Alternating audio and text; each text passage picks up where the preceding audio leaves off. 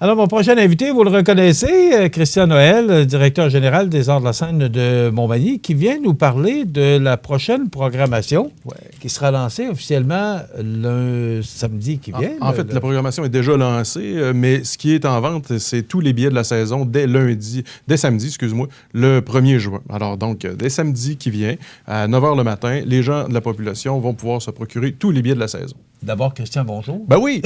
Salut! Je suis parti, moi. Je suis craqué. Oui, je vois ça, là. Écoute, depuis le 13 mai, dans le fond, que la programmation est lancée, on est sans arrêt dans un feu roulant. Fait qu'on est un peu fébrile. Bon. Fébrile, écoute, les gens parlent, parce que j'ai le dépliant là, de la prochaine saison, c'est volumineux.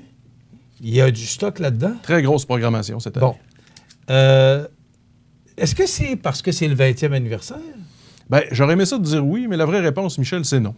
Le 20e, on le souligne, nous, de façon plutôt discrète, dans la mesure où les arts de la scène, on s'en rappelle, ça a commencé, en fait, légalement. Ça a été incorporé en 1998. Mais la première programmation officielle, structurée, a été faite en 99. Alors, dans le fond, on est, oui, dans le 20e, mais dans le 21e. Fait qu'on s'est dit, attendons le 25 pour taper un grand coup. Et pour le moment, je te dirais, c'est juste notre, sans doute, plus belle programmation à vie, point. Et on ne s'est pas donné une mission spéciale pour le 20e. On a juste été un peu avec ce qu'on pense que la population de la Côte-du-Sud peut aimer. Puis à date, la réponse est très, très bonne. Bon. Écoute, ça m'amène à un peu dans le même sens. Quand on regarde une programmation aussi variée et aussi complète et aussi grandiose, on va faire quoi l'année prochaine? Et c'est la question qu'on se pose à chaque année. L'année dernière, je me disais, je ne sais pas ce que je vais pouvoir faire de plus, je ne sais pas quel show on va pouvoir avoir. Ça dépend de nous, mais ça dépend, comme tu le sais, de la tournée des artistes aussi. Si on veut avoir un artiste X ou Y, puis il ne tourne pas, ben on aura bien beau faire des pieds et des mains, il ne viendra pas s'il n'est pas en tournée. Alors là, on a la chance, par contre, d'avoir avec le cabaret Cogeco une petite plus-value par rapport à d'autres salles. Où, prenons l'exemple, de Jean-François Mercier, qui vient de venir la semaine dernière. Il n'est pas vraiment en tournée en ce moment, il est en rodage de son show. Alors, si on était dans notre habitude de programmation normale, on aurait attendu qu'il y ait son vrai spectacle l'an prochain.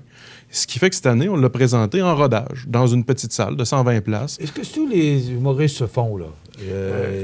Ils vont justement dans des petites salles comme ça, juste pour corriger, refaire un peu et réécrire un peu le spectacle, ce qui marche moins. Tu sais, ce qu'ils aiment, tous ça. Ils font tous ça, puis souvent, ils le font dans des bars. Et ce qu'ils aiment de chez nous, c'est que c'est une ambiance un peu plus feutrée, cabaret, table, chaise et tout ça, mais il y a un contrôle, il y a un décorum. Tu sais, dans un bar, quand tu vas roder un spectacle et que tu t'appelles Jean-François Mercier, il risque d'avoir 2-3 gars un peu sur le party qui finissent par te crier des trucs « Hey, quand je t'ai vu à TV... » Bon, alors là, ça devient un peu dérangeant pour les humoristes, alors que chez nous, ben c'est le public habitué de voir des spectacles, mais dans une ambiance plus relaxe, en prenant un verre, en discutant un peu entre eux avant, mais ils écoutent le show. Alors, ils sont très contents de cette qualité d'écoute-là, puis ça nous donne une possibilité de faire déjà une dizaine de shows de plus qu'on ne faisait pas les autres années.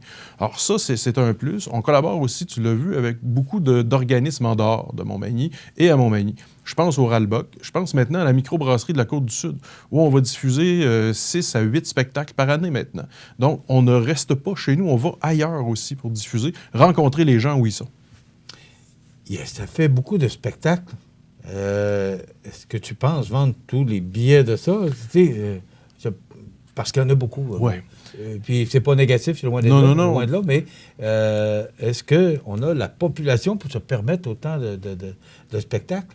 Bien, je me ramène un peu dans le temps, il y a une quinzaine d'années, où quelqu'un m'avait dit, tu sais, si on a 1 ou 2 shows par mois, ça serait bien correct.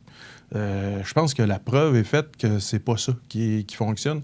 On a jusqu'à 4 spectacles, des fois, Michel, dans la même semaine, 5 quelquefois. Et il faut voir en perspective que c'est normal que ce soit pas toujours plein. Je prends un exemple. Si on a Mike Ward et que c'est pas plein, c'est peut-être un problème. Si on a Mike Ward en troisième... Qu'est-ce que tu veux dire par là, c'est pas notre problème? En fait, c'est que c'est pas... je dirais, c'est pas normal si c'est pas complet pour Mike Ward. Parce que Mike Ward, on va faire un spectacle, normalement, c'est à guichet fermé. On fait une supplémentaire, normalement, on est à peu près à 80-90% de l'assistance. Et lors de son troisième passage, on peut être entre 70 et 80%. Et là, ce qu'il faut voir, c'est que des villes comme Rimouski, ou Rivière-du-Loup ont des programmations à peu près similaires à la nôtre en termes de quantité de spectacles. Mais je prends Mike Ward et il va peut-être passer là 2 fois, 1 fois. Alors que nous, on va le faire sur un cycle de 2 ou 3 saisons, jusqu'à 3 représentations. Alors, c'est normal qu'à un moment donné, ça ne soit pas complet, mais c'est presque tout le temps complet, les shows de variété et d'humour. Et là, si on vient voir un show de musique classique, puis on se dit « Ah, il y avait juste 200 personnes », bien, pour nous, c'est un succès. On ne peut pas penser à avoir 550 personnes pour de l'opéra un dimanche après-midi. Effectivement. Mais il y a quelques années, quand on a commencé à faire du jazz ou du blues, on était dans le défunt Bûcheron, où on avait 60 personnes. Un spectacle de jazz par année. Et là, maintenant, on a 4 spectacles de blues ou de jazz et on a en moyenne 150 à 200 personnes. On a développé le goût avec les gens de consommer ça. Mais pour de la danse, c'est pareil. Tu sais, quand on va voir un spectacle de ballet, on ne peut pas s'attendre à ce qu'il y ait 2 représentations le dimanche et le samedi. Et il faut penser plutôt qu'il y en ait 2 représentations par année avec 300 personnes dans la salle. Et c'est déjà plus que d'autres gens qui font de la danse depuis 20-25 ans dans d'autres régions du Québec. Est-ce que c'est...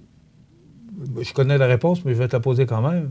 C'est la mission des Arts de la Scène. C'est une corporation sans but lucratif. Oui. Il faut en mettre pour tous les goûts. Effectivement. Donc, ça t'oblige, je le dis entre guillemets, mais ça t'oblige à avoir une programmation variée et pour tous les goûts. Donc, tu parles de jazz, tu parles de blues, tu parles de ballet ou peu importe, la musique classique, humoriste, chanteur populaire. Il faut que tu en mettes pour tous les goûts parce que c'est ta mission. C'est notre mission de faire, en fait, moi, souvent, je compare ça à de la restauration. On a un restaurant favori où on aime aller, il y a un excellent menu, mais si on mange la pizza tous les jeudis, vendredis et samedis pendant 1 an, probablement qu'on va finir par s'écœurer un jour. T'sais. Alors moi, je me dis, de temps en temps, il faut goûter à autre chose. Puis je pense que les gens ont le droit d'aimer ce qu'ils veulent, ceci dit, là, mais il faut oser quelquefois. Puis le public de Montmagny et de la région ose énormément, et ça, je l'apprécie, Michel, t'as pas idée. Parce que quelqu'un va venir voir une première fois peut-être un show d'humour. La deuxième fois, il va venir voir un show de théâtre un peu humoristique, disons Ladies' Night. Bon, bien là, finalement, le gars, la fille, la personne qui vient voir le show va se dire, le théâtre, finalement, c'est pas plate. Et la fois d'après, il viendra peut-être voir un autre show de théâtre avec Denis Bouchard, un comédien qui a vu dans des séries, qui est très populaire et tout ça, mais qui vient cette fois-là faire une pièce un petit peu plus, je dirais, de création, à compte d'auteur, où là, il va avoir un propos un petit peu plus sensible. Bien, en 3, 4, 5, 6 ans, la personne qui n'a jamais vu un show de théâtre va finir par aimer le théâtre si elle vient 1 fois ou 2, parce que les spectacles, en général, sont de qualité. Fait que, oui, on est obligé de le faire, mais on s'oblige à le faire de la bonne façon. Ouais. On ne présente pas n'importe quoi à n'importe qui. On s'est trompé des fois. Je me rappelle des shows de danse qu'on a fait à un moment donné où on était allé beaucoup trop dans des affaires expérimentales, où là, le public ne comprenait pas, puis moi non plus, ce qui se passait sur la scène. Puis là, on s'est dit, oh, on est allé trop vite, trop loin. Alors là, maintenant, on prend le temps de bien faire les choses, puis on le fait beaucoup en partenariat aussi. Je reviens à la danse pour aller dans la suite de ce que tu dis. On collabore avec, entre autres, Manidanse depuis des années. On collabore avec l'école de danse Chantal Caron aussi à Saint-Jean-Port-Joli, où on leur propose des billets à prix modique, mais à coût ridicule. L'idée étant pas de faire des sous, mais bien d'amener des jeunes gars ou filles qui aiment la danse, voir des shows de danse. Faire des ateliers avec un danseur de ballet, exemple, pendant 1 heure ou 2 avant un spectacle, 20 jeunes qui apprennent des pas de danse, des mouvements, bien, ça fait partie de notre mission, ça aussi. OK. On va prendre quelques minutes et j'aimerais ça, en revenant après la pause, que tu nous résumes un peu les grandes lignes, là, parce qu'on ne peut pas tout nommer. Non, il y en a quand même presque 90. Oui, mais peut-être nous parler des grands artistes ou des grands noms qui viennent nous visiter, puis comment ça fonctionne pour samedi le 1er juin. Excellent. Donc, on revient dans quelques instants. Christian Noël, notre invité qui est directeur général de la Corporation des Arts de la Scène de Montmagny. Maintenant, on revient avec notre invité Christian Noël des Arts de la Scène de Montmagny samedi. Maintenant, parlons-en parce que le temps passe vite. Samedi 1er juin, c'est la journée Blitz. Exact. Alors, qu'est-ce qui se passe exactement? Bien, c'est l'admission générale, en fait. C'est le moment d'acheter les billets pour la saison en entier pour ceux qui ne sont pas membres, c'est-à-dire les citoyens en général de la grande région de la Côte-du-Sud. Ça veut dire que dès 9 h le matin, nous, on est au bureau samedi. On a 4 postes de vente pour répondre aux clients qui sont là sur place. Et crois-le ou non, il y a des gens qui arrivent jusqu'à 4 h, 4 h 30 le matin et on ouvre à 9 h, Michel. Ben voyons donc. Oui, et en général, là, il y a un beau line-up qui se fait de la porte à peu près jusque vis-à-vis le gym, là, Innova Gym. Ça se rend jusque-là quelquefois. Et il y a du monde qui attend. OK. Vraiment. Alors, nous, on ouvre à 9 h, on est ouvert jusqu'à 17 h, le midi aussi. Chez Jean Coutu, ça ouvre à 9 h en même temps, jusqu'à 21 h le soir. Et naturellement, il y a le site web par lequel on peut acheter les billets. Mais les gens pourraient, au lieu d'attendre dans la file, ils ne pourraient pas y aller par Internet pour acheter leurs billets par Internet? Ils peuvent le faire par Internet, c'est certain. Mais pourquoi qu'ils attendent? En fait, c'est que souvent, il y en a qui aiment mieux voir les places directement, parler avec nous. Puis il y en a, Michel, qui arrivent avec des commandes de 9, 10, 15, 20 spectacles. Hein. Alors, faire ça par transaction chez eux, ça peut être plus relax, mais il y en a qui préfèrent le faire en personne. Bon. Alors, les grands noms qu'on reçoit cette année, parce que là, les gens doivent dire, ouais, mais on va-tu finir par savoir qui c'est qui va être là? Alors, les grands noms qu'on reçoit cette année. Bien, d'abord, un incontournable pour nous, c'est une grande vedette de la francophonie, c'est Julien Clerc qui va être là. C'est une très belle prise pour nous. Quelques années de travail derrière ça. On devait l'avoir il y a 2 ans, l'an passé. Finalement, ça s'est fait cette année, alors il va être avec nous. On a aussi Mario Pelcha qui revient cette année avec un nouvel album où il chante Aznavour. 2 frères qui sont très, très populaires qui reviennent avec un nouvel album. En chanson, je te dirais, c'est pas mal les grands incontournables. Il y a aussi des très belles découvertes. Roxane Bruno, si vous ne savez pas c'est qui, allez voir sur le web. C'est une vedette, un phénomène du web, Roxane Bruno, une jeune chanteuse. Aussi Émile Bilodeau, Bruno Pelletier qui vient faire un show acoustique, piano et voix. Ça va être génial. Alors ça, c'est plus pour la côté chanson. En humour, ben là, il y en a des tonnes et des tonnes. Je me permets d'en passer quelques-uns. Je vais aller prendre un verre d'eau. Oui, c'est ça. Même peut-être 2 verres d'eau. Et il y a des découvertes à avoir absolument. Entre autres, du côté de la musique, un groupe qui s'appelle Paul Delaurier Blues Band. C'est des champions du monde du blues. Ils sont vraiment, vraiment excellents. Si vous aimez la musique, il faut être là avec nous pour ce show-là. Le ballet, Ladies Night, ça aussi, ça va être un gros show. Ladies Night avec Marcel Leboeuf, le bonhomme qu'on aime tant, qui vient de la région d'ailleurs, tu savais ça, hein? Qui est originaire de Tourville, Marcel Leboeuf. Ah oui? Eh oui, Okay. eh oui. Ah, alors, il va être avec nous, encore une fois, dans toute sa splendeur dans Ladies Night. Et beaucoup d'autres spectacles aussi. Je parlais de danse tantôt. Ballet West avec une adaptation de Cendrillon. Ça va être magnifique, ça aussi. Bon, du côté humoriste, nomme-nous quelques noms. Les gens à surveiller, je dirais Rosalie Vaillancourt, Mehdi Boussaïdan, ça c'est un incontournable aussi, que tu connais peut-être pas, parce que t'es peut-être pas le public... Mais il y en a tellement, c'est rendu que... le public de VRAC TV, c'est peut-être pas dans notre tranche d'âge, là, mais c'est une méga vedette auprès des, je dirais, 14-18 ans. Okay. Julien Lacroix qui va venir en supplémentaire aussi, Steve Diamond, très populaire, Mario Jean aussi avec un nouveau show. Il y en a, Michel, écoute, 90 représentations presque cette année. En plus des aventuriers voyageurs, qui sont des conférences sur le voyage et de tous les films qu'on présente. Parce que tu sais que maintenant, il y a 560 représentations de films à Montmagny par année. Alors, autant des films de répertoire que des films plus connus. Bientôt, on aura Rocketman, le film qui sort vendredi sur les grands écrans pour... Quand est-ce que tu penses le recevoir? Nous, on va l'avoir dans 2 semaines, en fait. Okay. Donc, on ne peut pas l'avoir, c'est toujours les grands cinémas, malheureusement. Oui, c'est ça. En fait, c'est une question surtout d'écran. Parce que nous, comme on a des spectacles à travers et qu'on a un seul écran, on ne peut pas présenter en continu 2 semaines de temps Rocketman à la sortie. Alors, on l'a 8 jours après la sortie. C'est quand même, je pense qu'on est capable d'attendre. Et il semblerait, ce matin, j'entendais que c'est un départ canon. Oui. Il fallait s'attendre. Rocketman, on parle de Tom Jones. Là. Oui, exact. Alors, ça va être sûrement un succès. Je pense. Te demander aussi, on parlait des humoristes, il y a des grands noms comme Mario Jean. Est-ce qu'il n'y a pas, du côté humoristique, parce que tu as beaucoup de nouveaux humoristes, est-ce que c'est toujours aussi populaire? Vraiment, vraiment. Il y a une clientèle... Oui, je me disais, à un moment donné, ça va finir par arrêter ou c'est... diminuer, mais les gens veulent rire, les gens ont besoin de rire. On dirait que c'est mieux que jamais ou pire que jamais, dépendamment comment on voit ça. Mais des humoristes, il y en a à la tonne, c'est sûr. Ils sont pas tous drôles, il faut se le dire. Il faut faire une sélection dans ça, parce que là, maintenant, tout le monde veut devenir humoriste, mais c'est pas tout le monde qui a le talent pour le faire. Je pense à un gars qui s'appelle Sam Breton, je sais pas si tu le connais, qui est d'une... T'es pas venu ici pour... pour rire en salle récemment. Il est drôle, c'est terrible. On le voit à Salut Bonjour le week-end, entre autres, faire des chroniques quelquefois. C'est un gars qui est hilarant. Ben, tu vois, pour un gars comme ça, il y en a 3-4 autres qui le sont moins un peu. Moi, que je trouve drôle, c'est Simon Leblanc. Oui.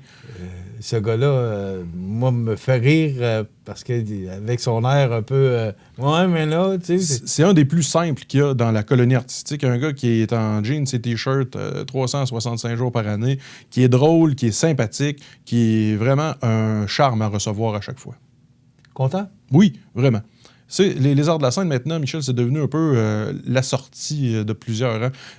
Souvent, c'est le moment où on va passer du temps, aller au restaurant avant, aller voir un bon spectacle, rencontrer des gens, discuter à l'entracte ou avant le show avec des amis, des collègues qu'on rencontre. C'est un lieu de rassemblement. C'est plus que des spectacles.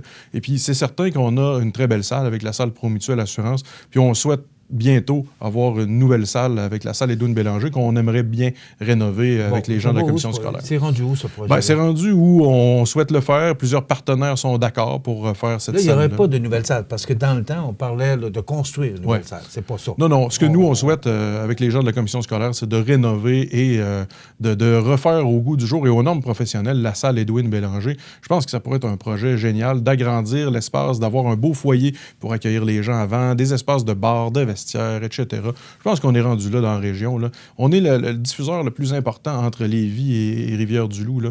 Il n'y en a pas d'autres, je veux dire, qui ont une programmation aussi étoffée que la nôtre.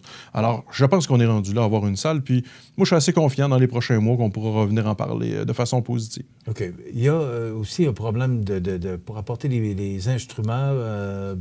Ça prendrait à l'arrière de la scène là, tous les équipements pour être capable, parce que, c'est compliqué de porter des gros pianos. Tous les décors, Michel, sont compliqués parce que là, les gens ne voient pas ça quand ils sont dans la salle. Mais nous, pour entrer le décor, on n'a pas de kit de déchargement. Alors, lorsqu'il arrive un camion ou deux camions Ce que je cherchais comme mot, le quai de déchargement. Oui, tu sais, les camionneurs qui nous écoutent savent bien ce que c'est. Et lorsqu'on arrive pour déloader, en bon français, une vanne de 53 pieds, puis il n'y a pas de loading dock, de kit de déchargement, on fait ça comment? On fait ça avec une rampe à bras. Vider un camion 53 pieds à bras, c'est pas quelque chose d'usuel dans le domaine.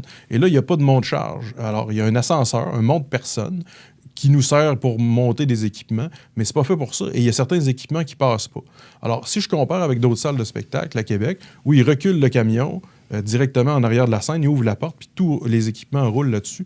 Nous autres, on a 2 étages à monter à bras. Ça double les équipes. Les coûts de revient de chaque spectacle sont exponentiels. Ça explose de partout.